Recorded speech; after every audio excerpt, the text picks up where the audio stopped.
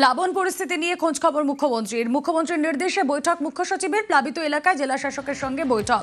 পরিস্থিতি নিয়ে রিপোর্ট তলব মুখ্য সচিবের। কথা বলবো, সোমরাজ বন্দ্যোপাধ্যায় রয়েছেন সঙ্গে। সোমরাজ, দেখো, মুখ্যমন্ত্রী মমতা বন্দ্যোপাধ্যায়ের নির্দেশে রাজ্যের মুখ্য সচিব মহেশ পান্ত বৈঠক করেছেন। আজকে বিভিন্ন জেলা শাসকদের নিয়ে বৈঠক করেছেন।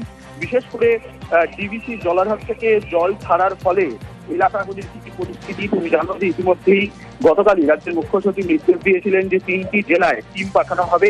ইতিমধ্যেই সেই টিমগুলিও পৌঁছে গেছে। বিশেষ করে হুগলির গোঘাট, খানাকুল, বাঁকুড়া জেলা এবং পশ্চিম মেদিনীপুর জেলা, এই 3 জেলায় ইতিমধ্যেই প্রতিনিধি দল পাঠানো হচ্ছে।